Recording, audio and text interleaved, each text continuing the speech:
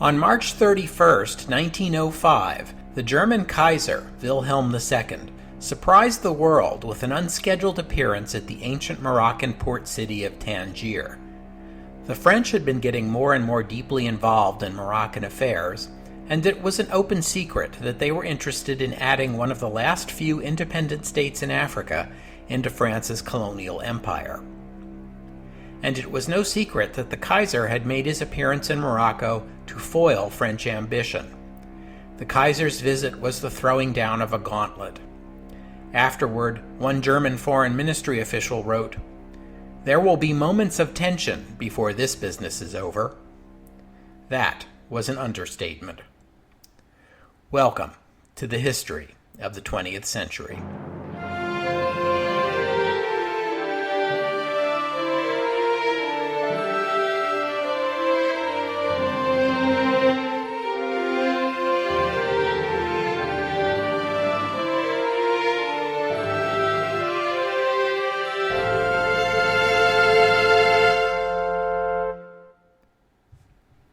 Episode 40, Moments of Tension. In early 1905, Kaiser Wilhelm had been on a Mediterranean cruise. He had considered a stop in Morocco, but had decided against it. The Kaiser had taken an interest in Islam a few years ago, and he fancied himself an advocate for and defender of Muslims and their faith, at a time when the majority of the world's Muslims lived in the British Empire. But it would be difficult to debark because his cruise ship was too big to get into the harbor at Tangier, meaning he would have to climb down into a smaller boat, an awkward task for a man with only one good arm. And everyone knew that the French were angling for control of Morocco, so for the Kaiser to appear there would be a political statement. And he wasn't in the Mediterranean to make political statements. He was on holiday. And there was one more thing holding the Kaiser back. His gut was telling him that this was a bad idea, and that no good would come from meddling in Morocco. As it turns out, this was a rare instance where the Kaiser's political instincts were right on the money. But his chancellor, Bernhard von Bülow, and his foreign office very much wanted the Kaiser to visit Tangier. They saw a huge diplomatic opportunity, so they pressed the Kaiser to stop in Tangier. The Foreign Office representative on the cruise was tasked with nagging the Kaiser about the visit, while Bülow sent regular telegrams urging the Kaiser to make the stop. Bülow even went so far as to leak news of the Kaiser's surprise visit to Morocco to the German newspapers, so that he could then cable the Kaiser and tell him that if he didn't show his face in Tangier now, it would look like he had been intimidated by the French. Kaiser Wilhelm had plenty of other good reasons not to want to go. I mentioned his disability, which would make it hard to climb down a ladder. He would also have to ride a strange horse through the streets of Tangier, and that made him nervous for the same reason. Riding a horse was hard for the Kaiser, given that he only had the use of one arm. Learning to ride as a boy had been an embarrassing and painful ordeal for the then Crown Prince, who had been thrown from horses more times than he cared to remember. Riding a strange horse in Morocco, a horse that would have been trained quite differently from a European horse, was a daunting prospect. Doing it publicly, in front of a large crowd, bore a serious risk of humiliation. And given the chaos and political violence in Morocco at this time, you couldn't rule out the possibility of an assassination attempt. But in the end, the Kaiser gave in to the pressure from his officials, and he managed to get ashore and ride the horse offered to him without embarrassing himself. The Kaiser drew a huge flag-waving crowd. The men fired shots into the air, the women ululated. And, predictably, the Kaiser got caught up in the moment. Although Bülow had cautioned him to stick to pleasantries, by the time the Kaiser reached the German legation and met with Moroccan dignitaries and foreign diplomats, he was ignoring Bülow's advice and boldly announcing that he was in Morocco to pay his respects to the Sultan as one sovereign to another. And he couldn't resist lecturing the French representative present that France needed to respect both Moroccan sovereignty and Germany's legitimate interests. When the French diplomat tried to explain that Morocco was on the border of Algeria, which the French government considered an integral part of France, and so France had a strong interest in stability in Morocco, the Kaiser curtly told him, "Bonjour," and walked away. Among the Moroccan dignitaries the Kaiser met with that day, it was later learned, was Raisuli, the bandit chieftain, or freedom fighter, depending on your point of view, who had kidnapped a presumed U.S. citizen and sparked a confrontation with the United States 2 years earlier, as you may recall from episode 24. He was also the Sultan's uncle. The Kaiser told the uncle to tell the Sultan that Germany wished him the best in his efforts to reform the Moroccan government and advised him to make sure his rule over his country was in accord with the Quran because, what the Sultan of Morocco really needs more than anything else is Kaiser Wilhelm to remind him to be a good Muslim. So, let's take a step back here and ask ourselves, what are Bülow and the Foreign Office up to? First, let's remind ourselves of the political situation in the country. At the beginning of the 20th century, there are only 3 independent nations in Africa: Liberia, Ethiopia, which everyone in 1905 likes to call Abyssinia, and Morocco.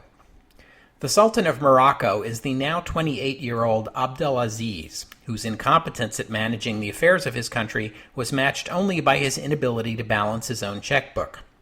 Morocco was weak, unstable, heavily in debt to European countries, and ripe for the plucking. The French aspired to move in slowly, peacefully, sending military and civilian advisors and gradually taking over the reins and making Morocco into a protectorate, as they had already done in other countries. I've already described the diplomatic machinations of the French foreign minister, Théophile Delcassé, whom Kaiser Wilhelm had called the most dangerous man for Germany and France. Delcassé had masterminded deals with Italy and Britain, by which those countries agreed to leave Morocco to the mercy of the French, and a deal with Spain to grant a portion of the Moroccan coast to that country. But Delcassé has pointedly not included Germany in any of these discussions. There had been a multinational conference in Madrid back in 1880 on the subject of Morocco, and Spain, France, Britain, and Germany had all attended, along with Portugal and Belgium, and those countries had come to an agreement on the status of Morocco.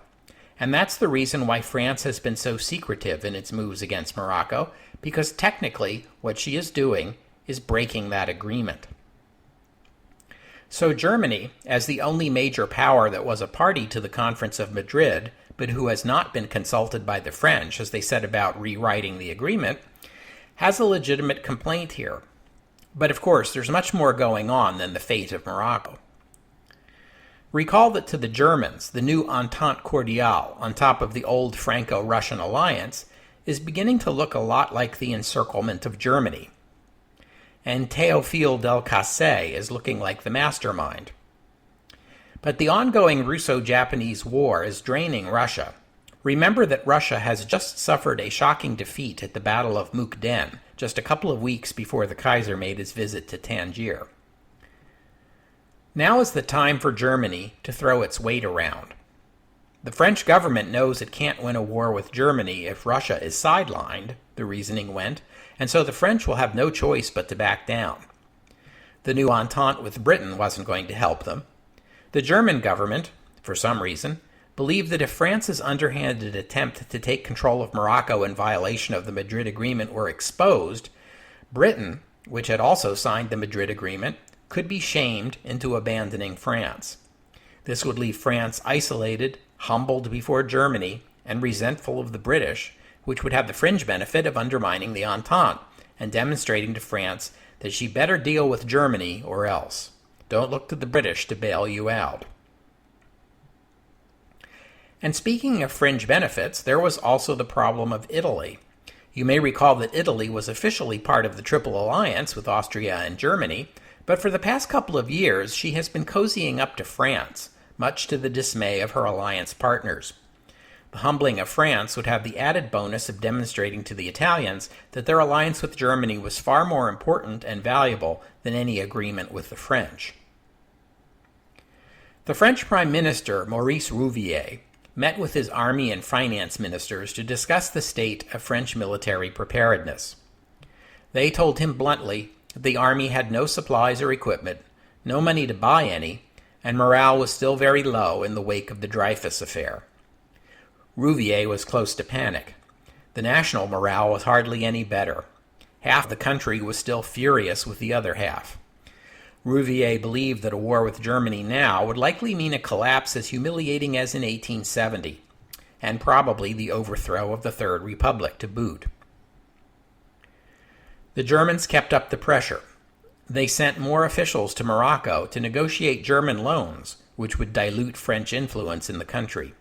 They pressed Spain to renounce its agreement with France over Morocco, and they called publicly for a new international conference to debate the future of Morocco.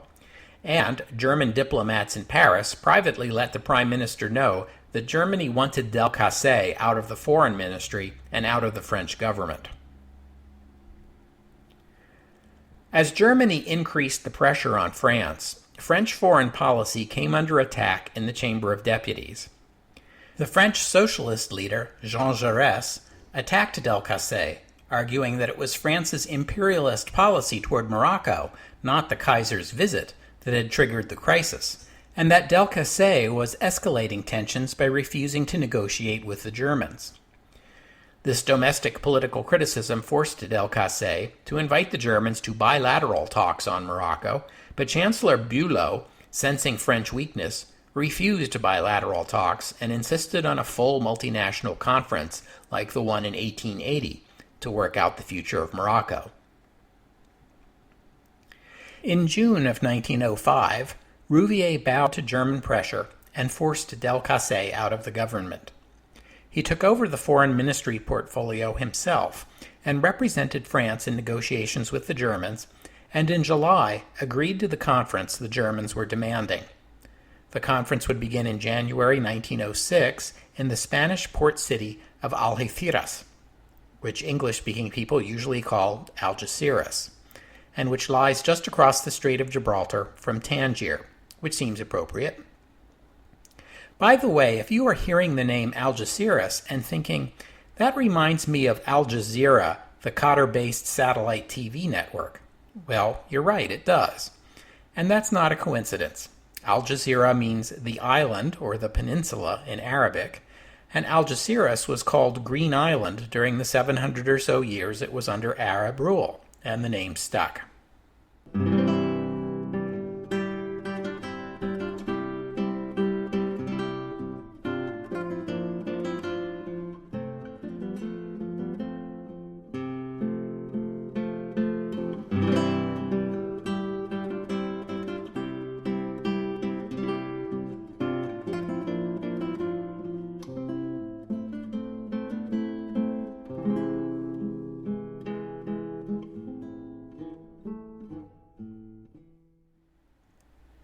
The countries participating in the 1906 Algeciras Conference would include the attendees from the Madrid Conference of 1880, Britain, France, Germany, Spain, Portugal, and Belgium, along with Austria, Russia, Italy, the Netherlands, Sweden, the United States, and Morocco herself.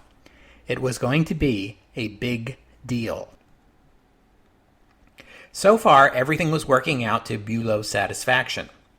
But his luck was about to change. The first sign of trouble was the position of the Roosevelt administration in the United States. Presidents McKinley and Roosevelt had articulated America's open-door policy in China, by which they meant that America supported equal trade rights for all nations in China, as opposed to the dividing up of China into spheres of influence of various European powers, since that would have left American trade out in the cold. Bülow had reasoned that the U.S. could be depended upon to take a similar position with respect to Morocco at the Algeciras Conference, which would line up nicely with Germany's position. However, when the German ambassador took up the question with Theodore Roosevelt, Roosevelt rebuffed the Germans, telling the ambassador that Morocco was a much smaller country than China, and America's interest in the place was correspondingly smaller, and he couldn't see that his administration had much to gain by making a big deal out of a place very few Americans cared about.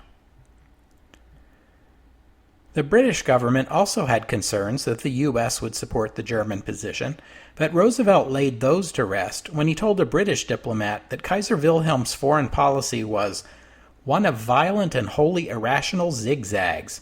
I should never dream of counting on his friendship. In France, the public was growing increasingly hostile to German bullying, and by the end of summer, even Prime Minister Rouvier was talking tougher.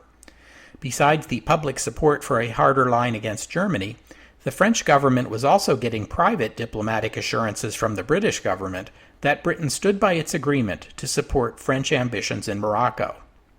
In July, a Royal Navy squadron visited the French port of Brest for the Bastille Day celebrations, which was, of course, fully intended as a public display of British support for France. As for Russia, the Germans had some secret diplomacy going on there that Bülow had high hopes for. For years now, ever since the Russian Emperor Nikolai II took the throne, in fact, his older cousin, Kaiser Wilhelm, has been after him about renewing the old alliance between Germany and Russia. Nikolai has mostly been listening politely but non-committally, but the Kaiser's personal diplomacy seemed to pay off after the Dogger Bank incident of last October. It was a low point for Anglo-Russian relations, already strained because of Britain's alliance with Russia's enemy Japan. Britain seemed to be working behind the scenes to undermine the Russian war effort, while France was disappointingly indifferent and had to be badgered by Russian diplomats to so much as open French colonial ports to the Baltic Fleet. The Kaiser, in contrast, had been egging the Russians on, and the Germans were only too happy to sell coal to the Russian fleet. So, in a fit of pique, Nikolai had written to Wilhelm and said that he was ready to discuss that alliance, and Wilhelm should send him a draft treaty to look over. The Kaiser jumped at the invitation, and the treaty was in the Russian emperor's hands in a matter of days. The concept of the treaty was simple enough. If a third power attacks either Russia or Germany, the other will enter the war in defense of the country attacked. The treaty proposal wasn't specific about the third power, but of course both Wilhelm and Nikolai were thinking of Britain. Nikolai wanted to consult with the French about this new alliance, but Wilhelm told the Russian emperor that if this treaty were signed, France would have no choice but to get on board with the new alliance, and the major continental powers would all be united, and the British left out in the cold, which was totally the point.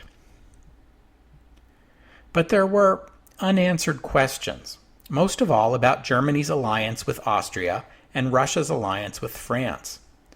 What would Germany do in the event of a war between Russia and Austria? What would Russia do in the event of a war between France and Germany? Nikolai asked Wilhelm if it would be all right to include France in these negotiations. Wilhelm told him that it wouldn't be appropriate to allow Republican rabble into the deliberations of imperial personages such as they. But as 1904 passed into 1905, Bloody Sunday happened, and as you know, Russia became embroiled in a quasi-revolution. As Nikolai turned his attention to his domestic troubles, the treaty negotiations went onto the back burner. But by summer, things had changed again. France had been cowed into agreeing to the Algeciras Conference, and Germany was riding high. In Russia, Nikolai had tentatively agreed to a national legislature, the Duma, which quieted the revolutionaries for a time. The Russian Baltic fleet had been decisively beaten at the Battle of the Tsushima Strait, and peace talks were about to begin with Japan. That July, the German and Russian emperors left on Baltic cruises aboard their yachts. Few people knew that they planned to rendezvous secretly off the island of Bjorko.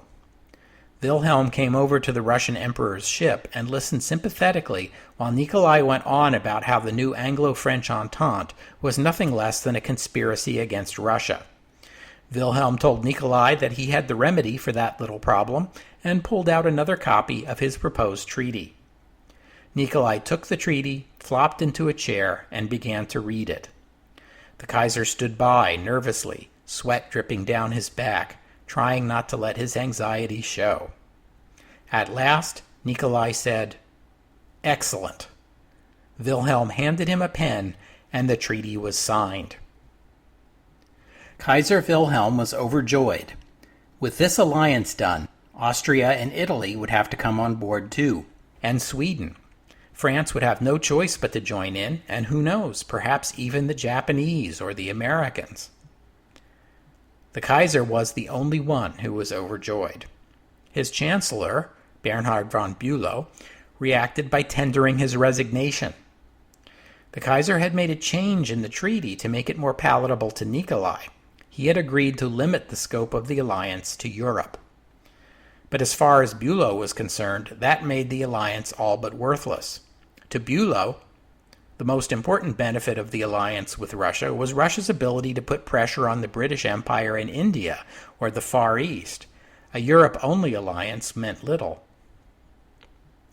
The Kaiser persuaded Bülow to stay on as chancellor, but in St. Petersburg, the reaction of the Russian foreign minister, Alexander Izvolsky, was every bit as negative. He told his emperor that Kaiser Wilhelm had pulled a fast one by conning him into signing a treaty that was incompatible with Russia's alliance with France. A couple of months later, Nikolai wrote Wilhelm to explain that Russia could not be part of this new alliance unless France also agreed to it, which was another way of saying the deal was dead.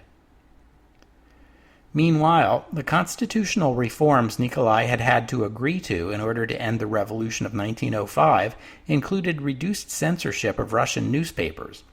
Once Russian newspapers could speak more freely about world affairs, it soon became apparent, just as in Britain and France, that the Russian public was displaying a surprising amount of hostility toward Germany, so much so that even Emperor Nikolai was feeling the pressure to take a harder line.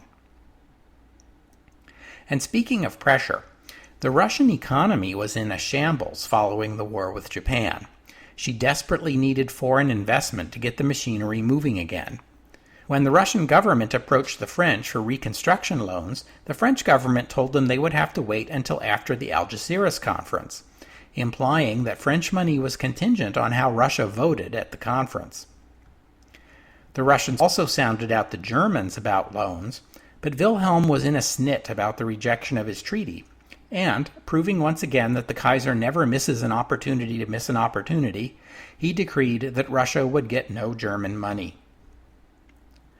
In December 1905, as you may recall, Prime Minister Balfour resigned and the Liberal leader Henry Campbell Bannerman became the first Liberal Prime Minister in 10 years, and soon thereafter the Liberals would win a huge electoral victory and a wide majority in the House of Commons. The new Liberal Foreign Secretary was Sir Edward Grey. Grey would hold that position for 11 years, making him the longest-serving Foreign Secretary in British history. He was born in 1862 to an old landowning family and had his own estate and income by the age of 21. He was first elected to the House of Commons at the age of 23, making him at that time the youngest member of the House.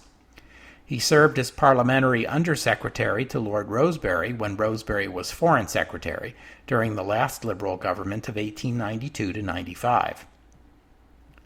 Strangely enough, Grey had never so much as visited a foreign country when he became Foreign Secretary, but he had strong ideas about foreign policy. In Berlin, the German government was pleased to see the Conservatives out and the Liberals in. They figured the Liberals would be less aggressive and more willing to make peace with Germany. But that was not how it went. Grey actually saw little reason to change the previous Conservative government's foreign policy. It was, surprisingly, only after the Liberals took over that British and French military planners began discussing contingency plans for deploying British army units to the continent in the event of a war between France and Germany.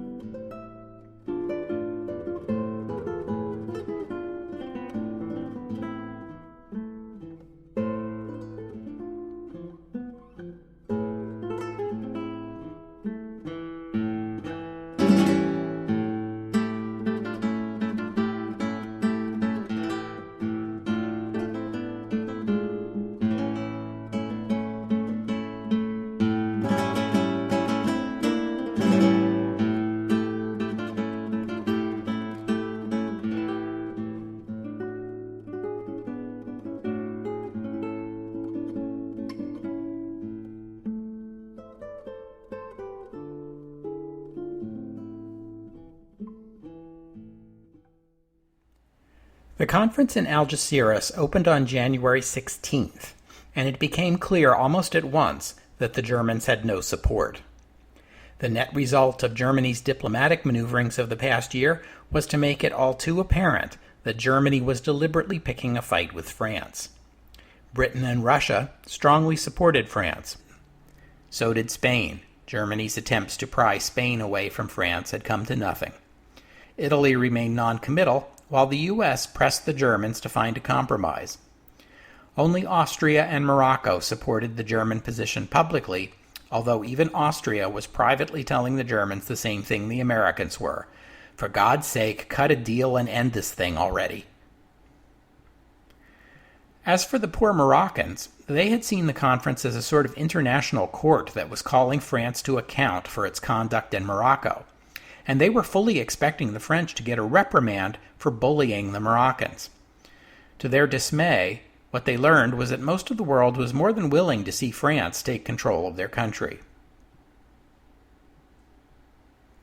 I should take a moment here to be specific about what issues were before this conference. France had already loaned Morocco a lot of money. The French had taken control of many of Morocco's customs houses and were collecting Moroccan import tariffs themselves to ensure these loans got repaid. But given the breakdown of law and order in Morocco, as we've seen, and the shambolic state of Morocco's finances, the French also wanted to take control of Moroccan police forces and set up a Moroccan state bank to balance government finances and ensure the value of Moroccan currency by keeping the country on the gold standard. Needless to say, the French wanted the new Moroccan state bank to be run by the French. In other words, the French had major interests in Morocco, including the fact that Algeria was right next door, and Morocco had proven incapable of managing her own affairs, so the French had a legitimate interest in stepping in and putting things right themselves. Of course, what France was claiming amounted to taking control of the Moroccan government, or at least of significant parts of it. The German argument, in contrast, was that this was giving France too much, and that if intervention into Moroccan affairs was necessary, it ought to be an international intervention, not a purely French one. And so the conference was deadlocked. The Germans would not give in, but they would not get their way. Bülow had tried to do what Bismarck had done so skillfully in the previous century, pry the other great powers apart from each other while making Germany the friend of all. But instead, Germany's bullying made everyone question German motives. By February, there were voices in the German Foreign Office calling for war with France, and some in the British Foreign Office, including the Foreign Secretary, Sir Edward Grey, were expecting war in the spring, as soon as the weather became warm enough for a German offensive. Grey remarked that if war did come, it would be very difficult for Britain to stay out of it, given how high French expectations had been raised by British shows of friendship. If Britain stayed neutral, Grey said, the French will never forgive us. Speaking of British shows of friendship, the Royal Navy made it a point to send the Atlantic Fleet and the Mediterranean Fleet both to Gibraltar in February. Gibraltar lies just across the Bay of Gibraltar from Algeciras, where the conference is being held. Gee, do you think they're trying to send a message? February 1906 was a big month for the Royal Navy. Besides the show of force at Gibraltar, it was also the month that the Navy launched a new battleship that was going to change everything. Her name was HMS Dreadnought, and she is the reason that the very word dreadnought is today synonymous with battleship. That was a huge development, and I'll have more to say about it next week, like the entire episode. But for now, let's just say it was a quantum leap forward in battleship design, and suddenly Germany's naval buildup didn't look as amazing as it did back in January. It was clear that Germany's diplomatic position was untenable. Neither the Kaiser nor the Chancellor was willing to go to war over Morocco, so in March the German government gave in. They accepted the so-called compromise plan offered to Germany, which basically gave France everything she wanted, but provided a few fig leaves to cover up the German humiliation. There would be some international involvement in the Moroccan State Bank, and although the French would largely be running the Moroccan police, the top commander would be Swiss. The parties in Algeciras signed their agreement and went home. Germany's plan to drive a wedge between Britain and France failed spectacularly. It left Germany isolated and Britain and France closer together. If the Entente had been merely a colonial agreement at first, it was no longer. It was now an informal alliance aimed at containing Germany. Sir Edward Grey would continue his policy toward France, a policy of signaling to the French a British willingness to defend France in a war with Germany, while at the same time truthfully denying to the British cabinet and the House of Commons that the French had ever been given any concrete promises about British assistance in the event of war. He would keep doing this dance until it catches up to him in 1914. What is shocking about the Morocco crisis is how close Europe came to going to war over an issue that really didn't matter very much. France had an interest in taking control of Morocco, perhaps, but not one worth igniting a general European war over. On the other hand, French control over Morocco puts neither Germany nor any other European country in danger, and yet it is not too difficult to imagine a world in which the Great War starts right here. It is a sign of the rot that underlies modern Europe, a Europe too willing to go to war today to protect hypothetical benefits or prevent imagined disasters that lay years in the future. You may be wondering why I'm not giving out a Kaiser Wilhelm Award this week. Well, the truth is, you can't lay the blame for this fiasco at the feet of the Kaiser. You'll recall, for instance, that the Kaiser didn't want to go to Tangier in the first place. Mostly for personal reasons, true, but he had also favored doing a deal with France alone and opposed the conference. The Kaiser had correctly predicted the outcome. He was also against starting a war over Morocco, and he had said so over and over during the crisis. The Kaiser was more worried about the socialists, who had been organizing large demonstrations at the same time in protest over the funky Prussian electoral system that kept shutting them out. Wilhelm viewed the socialists as a much graver threat to Germany than French meddling in Morocco. So, I can't believe I'm saying this, but the Kaiser had it right, and it was a shame that his government ministers weren't listening to him. Oh, that hurt. We'll have to stop there for today. If you like the history of the 20th century, why not like our Facebook page? Follow us on Twitter and visit our website, historyofthe20thcentury.com. Subscribe to the podcast at the iTunes Store and never miss an episode. And while you're there, why not leave a rating and review? That will help other people find the podcast, people who hopefully will enjoy it as much as you. And I hope you'll join us next week on the history of the 20th century as we look at HMS Dreadnought. Launched in 1906, she changed the face of naval warfare and triggered arms races all over the world. Like I haven't been dropping hints like bricks for 2 weeks that's our next topic. Anyway, that's next week on the history of the 20th century. Oh, and one more thing. Our old friend Georges Clemenceau had returned to politics in 1902, getting himself elected to the Senate. There were French legislative elections in May 1906, just after the Morocco crisis was resolved. Clemenceau became Minister of the Interior under the new Prime Minister, Ferdinand Sarien. Despite his left-leaning past, he was staunchly anti-German, and as Interior Minister used the police to break up strikes by miners and wine growers. When Sarien resigned that October, Clemenceau became the new Prime Minister.